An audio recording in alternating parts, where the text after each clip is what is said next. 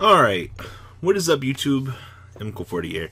Now, I've been wanting to do a little bit more formal discussion with Pendulum Magician, because I've been wanting to do more of an entry-level discussion for this deck, for a new format. Now, I saw a few YouTubers have recently been uploading combo videos and things like that, but I want to talk more about your basic core, bunny ears, and honestly, where the fuck is the deck going, and use a few, I guess, ideas from the OCG.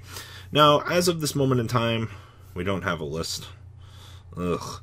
So, for all intents and purposes, we're going to be doing this as if, well, these are the initial pieces you should be using, ideas, and things like that, and just things I've been hearing from the general player base for Pendulum Magician. So, remember, like this video for great content, blah, blah, blah, blah, blah. Purple T-Rex looking Robbie Cole, fat weird fuck. Remember, guys, we provide the most irrelevant information on this channel, so show me a like for that. So anyway, Pendulum Magician, you guys know that your whole new spiel is to want to get into Electrum as quick as possible, because the fact that it's just any two pendulum monsters makes the world go round, because now you can pendulum summon the two that you use back from the extra deck and essentially continue on with your general combo. Well, there's a few not too consistent, I'm not going to say not too consistent, but the theories that have been going around the community to want to include into this deck, you know, we don't have needle fiber, so a few of the things that are going to happen are going to be a little bit slower. So, also remember, the biggest debate right now is between 2 to 3 of these in the extra deck. I've seen combos that have made 2 to 3 of these in a turn. It just kind of depends. Well, I've seen 2 and then you would save the third, but if you get Ghost Reaper, people are just like, that sucks. Depends on how you want to dedicate your additional resource. So, that much is up to you and your deck build. I don't have a build to showcase at the moment because we're still messing around with ratios. And from so far what we've seen, ratios are going to be the initial fucking hardest thing to come up with right now, because just it's numbers, numbers, and numbers. So first off, we're going to talk about Curtain Riser. I've seen a lot of people be indifferent about this, wanting to play 0, 1, 2, or 3 of this. The reason why you're playing this is if you control no monsters, you can special summon this card from your Pendulum Zone, and you can only use that effect of Abyss Actor Curtain Riser once per duel. On the flip side of things, if you top deck this son of a bitch and your opponent has an Inspect border on the field, you can attack over it because it becomes 2200 for some reason. I'm not quite sure why they included the clause of if you control no other monsters, this thing is 2200, but interestingly enough, it does have that clause, just free value. But this is your initial starter. This, place in Pendulum Scale, move it on up, and then normal summon Scroll Combat Joker literally starts your entire combo, because, like I said, those two get you into Electromite, which is exactly what your deck wants to do.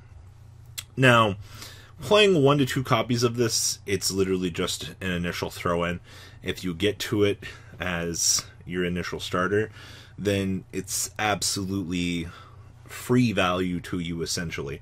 Anything that the deck can do as an additional pendulum monster to move it up with your normal summon to trigger into Electromite is literally all your deck really cares about at this current point in time.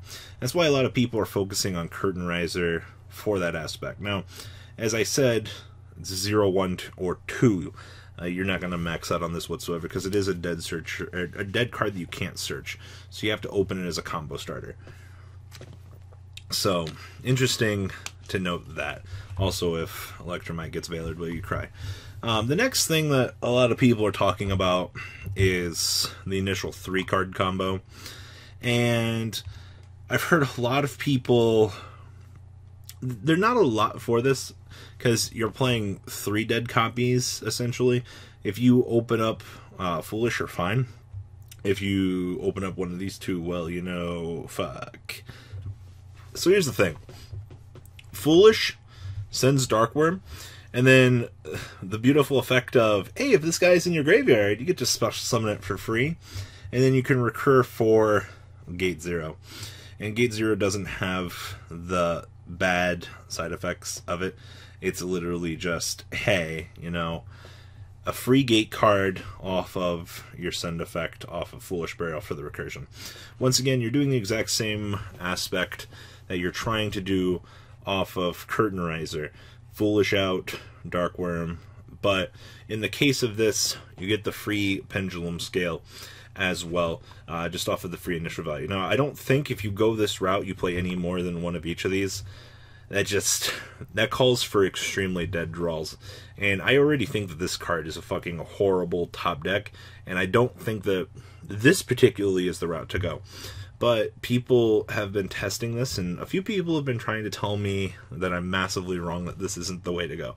So I figured I'd bring it up in terms of discussion. I honestly think if you're going anywhere, you're going to go for Curtain Riser, but that's just my 2 cents. But having the ability to set up your gate and get into Electromite with the combination of your normal summon, it is literally just, once again, it's the alternative starter to probably the better starter. Now, the next thing that every person playing this deck, you guys have seen probably videos of, Chronograph exists in the deck at some number because it does include the very beautiful effect. So the Pendulum effect, during your main phase, you can destroy this card, and if you do, you can take one Time Gazer. Remember this terrible card from your hand or deck, and either place it in your Pendulum Scale or special summon it. Once again, if you have this and Astrograph, you'll literally be able to trigger off Astro and start along with your day. Also, like I said, this single-handedly targets this. This will also trigger another monster combined with your normal summon, because Chronograph will give you the ability to either place this in your Pendulum Scale or special summon it, but we were always trying to special summon it. Unfortunately, if you're playing triple Chronograph, you now have to play the 1 brick of Time Gazer. I honestly fucking hate Time Gazer. This thing does literally nothing on its own. So, interesting to keep in mind that this is another extender, which is actually very good. And also, the deck can play Norito now because you're now playing Chronograph, and I've been hearing a lot of phenomenal things about Norito. There's a reason why this card's going up in price for the Secret Rare. You know, whenever your opponent activates a spell trap card, detach material, and negate that activation, okay. That's so much fucking initial free value in itself that it's actually just insane. But Chronograph is becoming more and more of a stapleistic card, in my personal opinion, for this deck, because it triggers this. Now, if we had Needle Fiber, obviously Wonder Magician plus the level 3 Time Gazer gets you into a level 8 Supreme King Dragon, which lets you nuke your opponent's board.